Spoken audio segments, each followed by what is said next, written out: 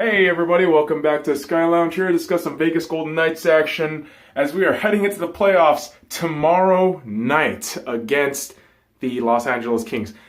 Yeah, I know, the pun was there, I didn't want to do it, but fuck it. Boom. But let's talk about the playoffs, and well, actually before we get to the playoffs, let's talk about what these individual teams did throughout the regular season. So I'm going to read this shit off real quick. Wrote this nice little notebook here. Make sure my statistics are all in order. So the Los Angeles Kings, 45, 29, and 8. Not a bad record, because I remember almost the first half of the season, they were having a kind of humdrum season. And for them to come back like this is unbelievable. At the same time, believable, because you got Anze Kopitar, Jonathan Quick, Dustin Brown, Drew Doughty, all these guys in your offense and defense, and your goaltender's a stud. So, I mean, of course, you're going to have a fight back for it. And apparently, these guys were unbelievable this season. Let's read this shit off real quick. Didn't shoot as many goals as they would have liked, 16th in the league, but the goals against, their defense and goaltending was top-notch. First in the league. Only 202 goals allowed. That is insane. Power play, however, 17th in the league. Not as fantastic, but their penalty kill. Their penalty kill is first in the league at 85%. More than stellar. Penalty minutes, not as high. 21st in the league. Very, very decent.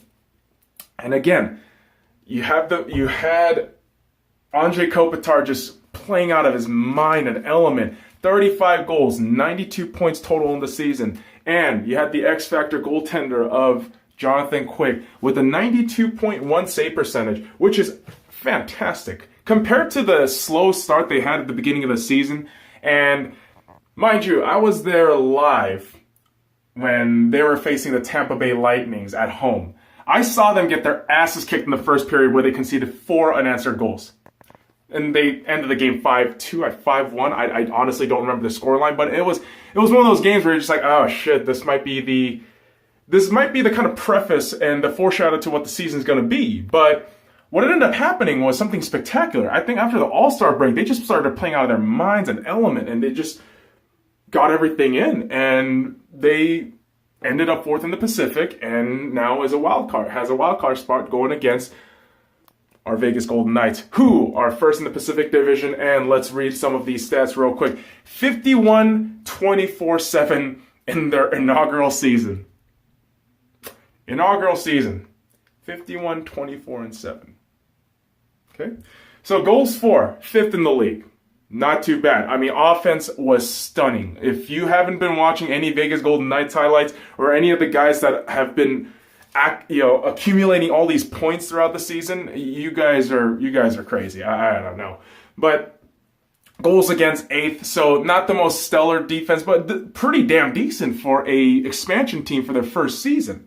And then on the power play, 10th in the league, penalty kill 10th in the league, and penalty minutes 2nd in the league. Very high, 560 penalty minutes. That's something not to boast about. So all in all, their team record is pretty damn solid for a first-year team. But you've seen it throughout the season that Vegas transformed, they evolved into just a regular NHL team. And of course, with those kinds of labels, you will have ups and downs throughout the season, and they certainly did.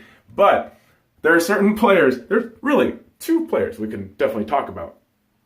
And mind you, this is not to discredit anybody else in the Vegas Golden Knights. Everybody has been doing stellar.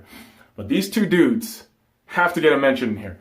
William Karlsson with 43 goals and 78 points. And Marc-Andre Fleury, who came back after a 2-month concussion injury protocol shit. Forgive me, I don't know the technical terms, but Marc-Andre Fleury had a 2-month absence and comes back and plays stellar goaltending. The guy's been unbelievable. He's mid-30s, and still he's producing all these numbers. It's unreal. And so if you're a Vegas fan, as a Vegas fan, I can tell you right now, I'm just happy that these guys are in the playoffs. I had no expectations whatsoever. I don't really care what happens in the playoffs at this point. The fact that we're just here is incredible. But But, I say but, I want to win. Okay, I want to win.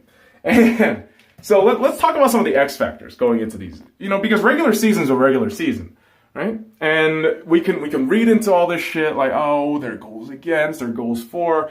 But these are some of the X factors I think going into the playoffs will play a huge benefit for each of these teams. So for the Los Angeles Kings, their experience. The fact that they have playoff experience, the fact that they've been here before in terms of you were one of the lowest seeded teams in the league and you won a damn Stanley Cup. That is fucking impressive. You cannot wipe away that record. That's unbelievable. And so you have that kind of experience, that veteran leadership in all those lines. You got that going on, which is fantastic for them. And also the X factor of their defense and fucking offense depth is unreal. Their depth is just unreal. I mean, listen, I can't name it off the top of my head because I'm not a Kings fan. I don't give a fucking shit about those guys. But again, if you look at that line, if you look at the point production per these individual players in those lines, first, second, third, fourth line, and then even you go down to defense, it's quite remarkable what they've been able to do because of that kind of depth. But with the Vegas Golden Knights, let's talk about this. The X factors going into this game is the fact that, yes, Vegas does have home ice advantage. First year in the league, we have home ice advantage. Holy fucking shit, that's fucking amazing. But yes, home ice advantage in the playoffs. So that's going to play a huge advantage if the Vegas Golden Knights can capitalize on it. That's a big if they can capitalize on it. And also going into it, they're brand new to this. This club has never been in the playoffs. This is their first fucking year. So you just don't know. You don't know what kind of mentality they're going to bring into it. So we'll find out tomorrow, though. We will. Throughout the series, we're going to find out what kind of mentality this team is going to have.